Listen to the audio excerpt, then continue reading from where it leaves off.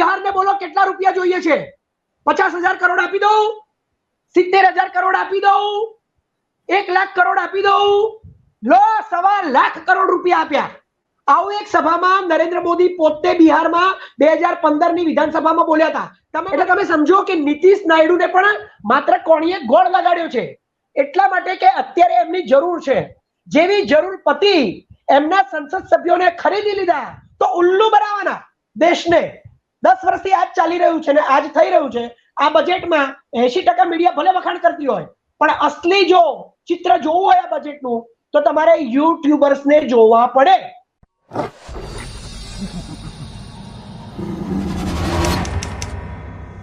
સાથીઓ, કેન્દ્રમાં બનેલી આ ટેકાવાળી સરકારનું કાલે પ્રથમ બજેટ હતું. આ બજેટ દેશની નાણામંત્રી નિર્મલા સીતારમણ એટલે કે નિમ્મુતાઈ, આપણા નિમ્મુતાઈ આ બજેટ દેશની સંસદમાં રજૂ કર્યું. આ બજેટને ભારતીય જનતા પાર્ટી ઐતિહાસિક બજેટ ગણાવે છે. કેવું બજેટ? ઐતિહાસિક. એની અંદર કંઈ ઐતિહાસિક હોય કે ના હોય, પણ ઐતિહાસિક જે શબ્દ છે એ સાંભળવામાં રૂડો રૂપાળો સુંદર લાગે, એટલે ઐતિહાસિક એ લોકો નાખી દેતા હોય છે જ્યાં હોય ત્યાં. જેમ કે ઐતિહાસિક વિકાસ, ભલે પછી પુલ આખા પુલ હેઠા પડતા હોય, પણ ઐતિહાસિક વિકાસ. તો ઐતિહાસિક જેમ વિકાસ છે એવી રીતે ઐતિહાસિક બજેટ. તો ભારતીય જનતા પાર્ટી એને ઐતિહાસિક બજેટ ગણાવે છે, તો કોંગ્રેસ આને ખુરશી બચાવો બજેટ ગણાવે છે. કેવું બજેટ? ખુરશી બચાવો. આ તો કે મોદીજીનું ખુરશી બચાવો બજેટ છે આ તો, આવું કોંગ્રેસ કહે છે. તો યોગી શું કહે છે? યોગી એમ કહે છે કે આ બજેટ તો દેશમાં રામ રાજ્ય લાવનારું બજેટ છે. કેવું? રામ રાજ્ય લાવનારું બજેટ. તો એને રામ રાજ્ય લાવનારું બજેટ એ ગણાવે છે. તો અખિલેશ યાદવ કે ભાઈ શેનું રામ રાજ્યની વાત કરો છો? ઉત્તર પ્રદેશને આ બજેટમાં કંઈ આપ્યું તો નથી મોદીજીએ. તો આવી રીતે એકબીજા ઉપર કટાક્ષ કરતા હોય છે નેતાઓ અને બજેટને વખોડતા હોય છે અને કોઈ બજેટની પ્રશંસાઓ કરતું હોય છે. તો આમ નાગરિક પણ આ બજેટ વિશે વાત કરતા હોય તો આપણે એવી જ ચર્ચાઓ કરવાની છે તમારી સાથે. કોઈ ભારે ભરખમ આંકડાઓમાં જશું નહીં અને તમને કન્ફ્યુઝ કરશું નહીં, પણ આ બજેટ ખરેખર કેવું છે અમારી દ્રષ્ટિએ અને તમારી દ્રષ્ટિએ જાણવાનો પ્રયાસ કરીશું. દેશમાં કોરોના કાળ પછી મધ્યમ વર્ગ એ પડી ભાંગ્યો હતો. મધ્યમ વર્ગને આશા હતી કે બજેટમાં અમારા માટે કંઈક સારું હશે, ટેક્સમાં ઘટાડો હશે, જીએસટીમાં ઘટાડો હશે, પણ એવું કંઈ ખાસ જોવા મળ્યું નહીં. એટલે મધ્યમ વર્ગ માટે બાબાજીના ઠુલ્લું એવું આ બજેટ આ કેન્દ્ર સરકાર લાવી છે. તો આ બજેટમાં ફાયદો કોને થયો છે? આ બજેટમાં ફાયદો એ ટેકાવાળી સરકારના 2 ટેકાઓને ફાયદો થયો છે. એટલે ગરજે ગધેડાના બાપ કહેવા પડે એવું બજેટ આ છે કે ગધેડાના બાપ એટલે કે નીતિશ કુમાર અને જે નાયડુ, ચંદ્રબાબુ નાયડુ. આ ચંદ્રબાબુ નાયડુ જ્યારે વિશેષ રાજ્યનો માંગ કરતા હતા ત્યારે મોદી સરકાર એમને ગણકારતા નહોતા, પણ હવે જેવું ત્યારે મોદી સરકાર ટેકામાં નથી, ત્યારે મજબૂત હતી, પણ હવે ટેકાવાળી સરકાર થઈ ગઈ છે એટલે આ બંનેને ગણકારવા પડે. જો એમનો ટેકો હટાવી લે તો મોદી સરકાર ભમ દઈને હેઠી પડે, ધબડાક દઈને હેઠી પડે. એટલે ટેકાવાળી સરકારને રાજી કરવા, જે ટેકાઓને રાજી કરવા માટે એમને વિશેષ ધન દેશની તિજોરીમાંથી કાઢીને ધનાધન આપી દીધું છે. એટલે સરકારને વિરુદ્ધમાં જે વિપક્ષ એ કટાક્ષ કરતો હોય છે કે આ બજેટ એ ખુરશી બચાવવાનું બજેટ છે. તો આ વિશે આપણી સાથે ચર્ચા કરવા માટે સાગરભાઈ શાહ જોડાયા છે. સાગરભાઈ શાહ સાથે આપણે વાત કરીશું. જી સાગરભાઈ, શું કહેશો? આ બજેટને તો ભારતીય જનતા પાર્ટી ઐતિહાસિક બજેટ ગણાવી રહી છે. તમારું શું કહેવું છે આ બજેટ વિશે? જુઓ, આજે ભારતની અંદર હિન્દુ અને મુસ્લિમની જેમ ભારતીય જનતા પાર્ટી અને કોંગ્રેસ એટલે કે ઇન્ડિયા ગઠબંધન એવી રીતે 2 જાતિઓ પેદા થઈ ગઈ છે. હિન્દુ મુસ્લિમ તો વર્ષોથી હતી, પરંતુ છેલ્લા 10 વર્ષથી 2 જાતિ પેદા થઈ છે. પાર્ટી નહીં, પક્ષ નહીં, દળ નહીં, એને હવે જાતિ તરીકે ઓળખવામાં આવે છે. કે જો ભારતીય જનતા પાર્ટીના લોકો કંઈ કહે તો ઇન્ડિયા ગઠબંધન હંમેશા એનો વિરોધ કરવાનો છે, કારણ કે વિપક્ષ છે. અને જો ઇન્ડિયા ગઠબંધન વિરોધ કરે તો આ સત્તા પક્ષ હવે જે એનડીએ બની ગયું છે મોદી સરકારમાંથી, એ આખા ઇન્ડિયા ગઠબંધનને ટ્રોલ કરવા લાગે છે. એટલે હિન્દુ મુસ્લિમનો જે ઝઘડો ચાલે છે ને, એવી રીતે આજે આ ભારત દેશમાં આ સત્તાધારી સરકાર અને વિપક્ષ ઇન્ડિયા ગઠબંધન વચ્ચે જાતિ ભેદનો ઝઘડો ચાલી રહ્યો છે. એટલે 80% જે મીડિયા છે એ આજે આ સત્તા પક્ષ સાથે છે.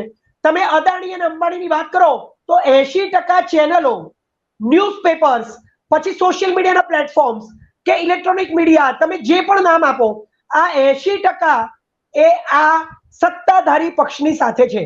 એટલે બજેટના વખાણ 80% લોકો કરતા તમને દેખાશે, કારણ કે 80% મીડિયા જ એમની પાસે છે.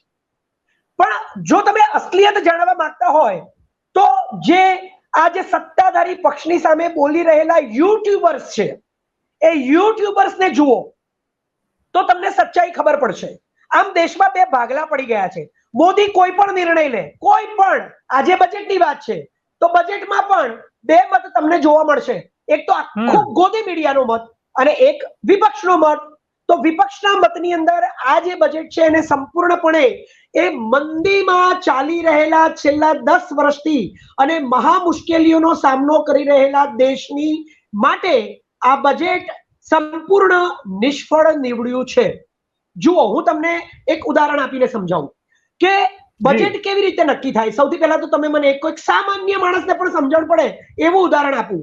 આપણે ટેકનિકલ મુદ્દા ઉપર નહીં જઈએ કે આ ક્ષેત્રમાં આટલા આપ્યા અને આ ક્ષેત્રમાં આપ્યું, કારણ કે એ તો બહુ લાંબી વસ્તુ છે, આપણી પાસે એટલો સમય નથી. પરંતુ હું તમને એક સામાન્ય ઉદાહરણ આપું કે કોઈ પણ એક ફેમિલી છે, ઘર છે, એમાં 10 માણસોનો પરિવાર છે. 10 માણસોની આખા વર્ષની જરૂરિયાત હોય. હવે એમની જે ઇન્કમ હોય, ઘરમાં કદાચ એક માણસ કમાતો હોય કે 2 માણસ કમાતા હોય, તો જેટલા પણ માણસ કમાતા હોય એની જે ઇન્કમ હોય એ ઇન્કમમાંથી એ 10 વ્યક્તિઓને શું શું જોઈએ છે, તો એ જે આવક છે એની અંદરથી એનું બજેટ બનાવવામાં આવે. એટલે 10 જણા પોતાનો મત રજૂ કરે કે મારે આ જોઈએ છે, મારે આ જોઈએ છે, મારે આ જોઈએ છે. આ બજેટની અંદર જો ભારત દેશ આખો પરિવાર હોય, 140 કરોડ લોકો મોદીના પરિવાર હોય, તો એ 140 કરોડ લોકો જો 30 રાજ્યોમાં વહેંચાયેલા હોય, તો આ બજેટ બનાવતા પહેલા આ 30 રાજ્યોના મુખ્યમંત્રીઓ, એમની કોઈ મીટિંગ થઈ સત્તાવાર? એમને પૂછવામાં આવ્યું કે તમારા રાજ્યમાં શું જરૂરિયાત છે, તમારે શું જોઈએ છે? અત્યાર સુધી આટલા વર્ષોમાં જ્યારે કોંગ્રેસની સરકાર હતી તો એક આયોગ હતું, યોજના આયોગ.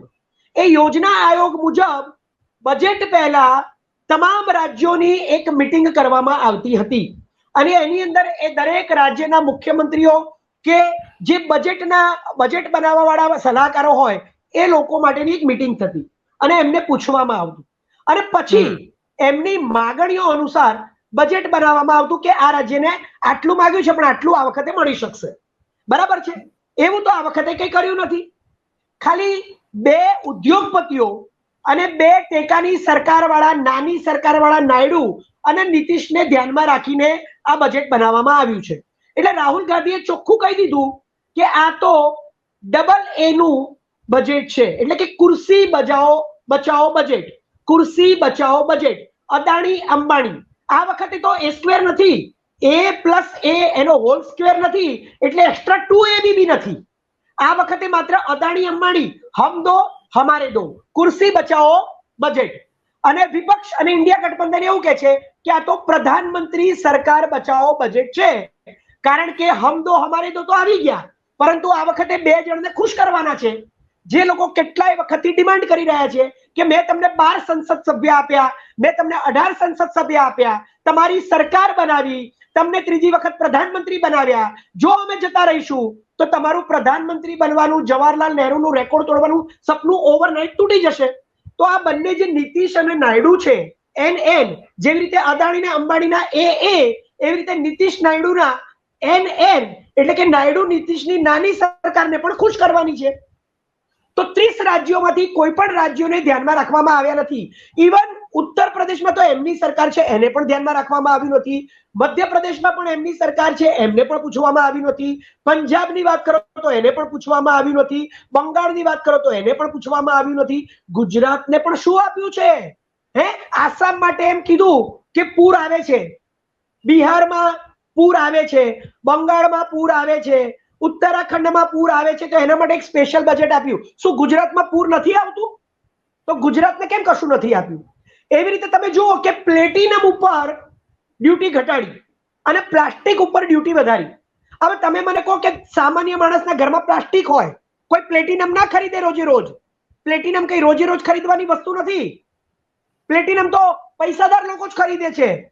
મધ્યમ વર્ગના લોકો તો સોનું ચાંદી માંડ ખરીદે છે. તો પ્લેટિનમ ક્યાં ખરીદવા જવાના? તો પ્લેટિનમ ઉપર ડ્યુટી ઘટાડી અને પ્લાસ્ટિક ઉપર ડ્યુટી વધારી.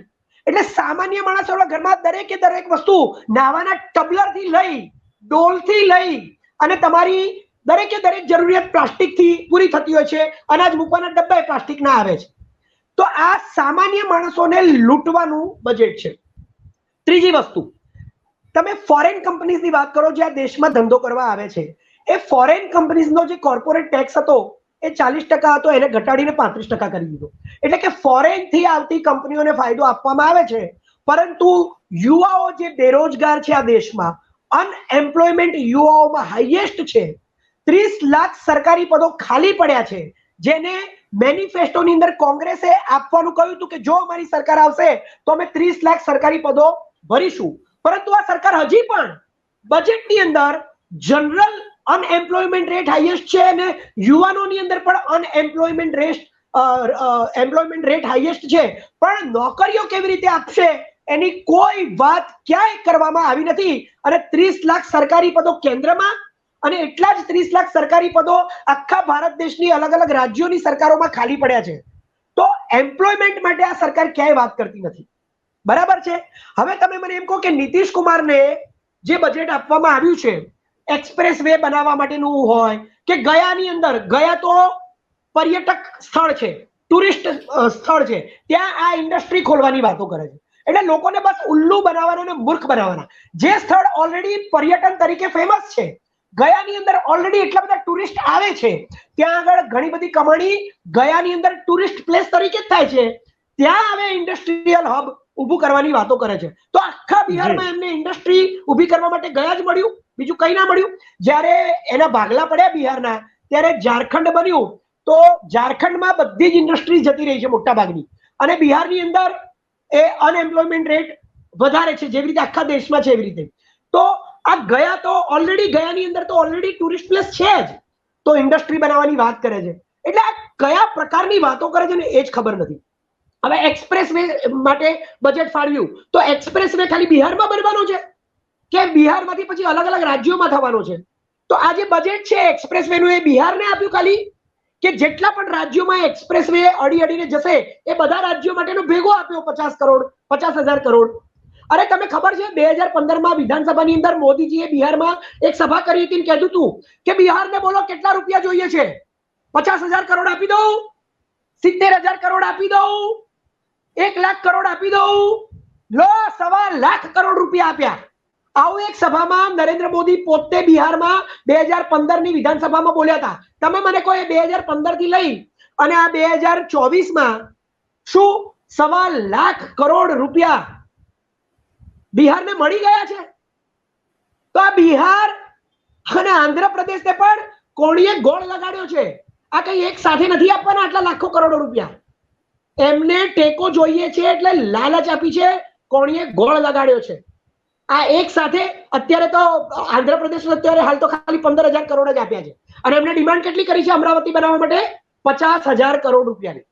એટલે તમે સમજો કે નીતિશ નાયડુને પણ માત્ર કોણીએ ગોળ લગાડ્યો છે, એટલા માટે કે અત્યારે એમની જરૂર છે. જેવી જરૂર પતી, એમના સંસદ સભ્યોને ખરીદી લીધા, પછી ત્યાં આગળ ઈડી ને ઇન્કમ ટેક્સ તો અત્યારે શરૂઆત થઈ જ ગઈ છે જવાની. એટલે આ જે બજેટ છે માત્ર ને માત્ર A+A, જેનો કોઈ હોલ સ્ક્વેર નથી, જેમાં કોઈ એક્સ્ટ્રા 2A બી નથી. માત્ર એ અદાણી અને અંબાણી, હમ દો હમારે દો, કુર્સી બચાવો બજેટ અને પ્રધાનમંત્રી સરકાર બચાવો બજેટ છે.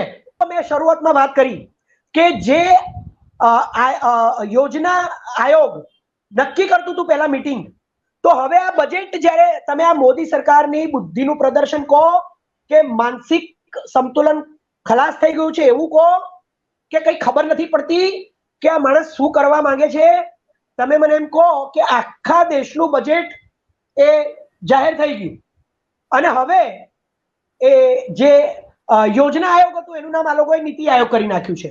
યોજના આયોગ જે કામ કરતું હતું એ હવે નીતિ આયોગ કરે છે. તો હવે નીતિ આયોગની મીટિંગ બોલાવવાના છે.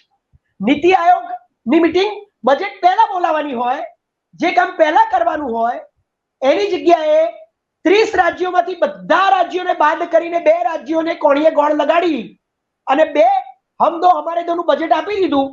અને હવે મૂર્ખામીની હદ એટલી કરી રહ્યા છે કે હવે નીતિ આયોગની મીટિંગ કરી રહ્યા છે.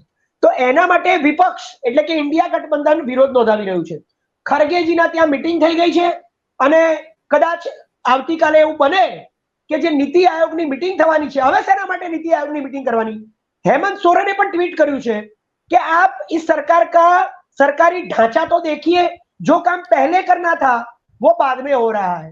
तो सबका साथ, सबका विकास, सबका प्रयास કહેવા વાળી આ સરકાર આજે પોતે જાતે જ નિર્ણયો લઈ રહ્યા છે અને કોઈને પૂછી નથી રહ્યા. અને જતા જતા એક વસ્તુ એ પણ કહીશ કે રાહુલ ગાંધીએ મેનિફેસ્ટોમાં કહ્યું હતું કે આ દેશના યુવાઓને જો અમારી સરકાર આવશે તો એની પહેલી નોકરી અમે પાક્કી કરી આપીશું. તમે જે પણ કોર્સ કરી રહ્યા છો, ચાહે ડિપ્લોમા હોય કે ગ્રેજ્યુએટ હોય, તો એના પછી જ્યાં સુધી તમને નોકરી ના મળે ત્યાં સુધી 1 વર્ષ માટે અમે તમને સ્ટાઇપેન્ડ આપીશું. એની કોપી તો નરેન્દ્ર મોદીએ કરી છે. જે કોંગ્રેસને એવું કહેતી હતી કે જો કોંગ્રેસની સરકાર આવશે તો આ તમારી સંપત્તિ હડપી જશે, તમારી ગાય ભેંસ હડપી જશે, તમારી પ્રોપર્ટી લઈ જશે. આ સરકારે વિરાસત ટેક્સ લાવીને, ઇનહેરિટન્સ ટેક્સ લાવીને આ દેશના 140 કરોડ લોકોની સંપત્તિ હડપી જવાનું કામ પોતે કર્યું છે. આના ઉપરથી સવાલો ઉભા થાય છે કે આ દેશના વડાપ્રધાન નરેન્દ્ર મોદીનું માનસિક સંતુલન, એના ઉપર સવાલો ઉભા થાય છે. એ આપણે હવે વિચાર કરવો રહ્યો કે આ શું થઈ રહ્યું છે. જે મીટિંગ પહેલા કરવાની હોય એ પછી કરી રહ્યા છે. જેની ઉપર બ્લેમ કરતા હતા કે આ તમારી સંપત્તિ હડપી જશે, એ જ આજે સંપત્તિ હડપી જાય છે. જે પોતાના ઢંઢેરામાં વાયદાઓ કરતા હતા એમાંથી એક પણ વાયદો આ બજેટની અંદર એમણે પૂરો કર્યો નથી. એમણે કહ્યું હતું કે 10 લાખ રૂપિયાની ઇન્કમ ઉપર કોઈ પણ ટેક્સ નહીં લાગે, એની પણ આ બજેટમાં કોઈ વાત કરી નથી. એટલે માત્ર ને માત્ર તમે જુઓ તો પ્લેટિનમની જગ્યાએ પ્લાસ્ટિક ઉપર ટેક્સ વધારી દીધો. તો ઉલ્લુ બનાવવાના દેશને 10 વર્ષથી આજ ચાલી રહ્યું છે ને આજ થઈ રહ્યું છે. આ બજેટમાં 80% મીડિયા ભલે વખાણ કરતી હોય, પણ અસલી જો ચિત્ર જોવું હોય આ બજેટનું તો તમારે યુટ્યુબર્સને જોવા પડે. આ બજેટ એ લોભામણું છે, લલચામણું છે અને ભ્રમણામાં નાખનારું છે અને છેતરામણું છે. કારણ કે આ સરકાર દેશને છેતરી જ શકે, બીજું કંઈ ના કરી શકે.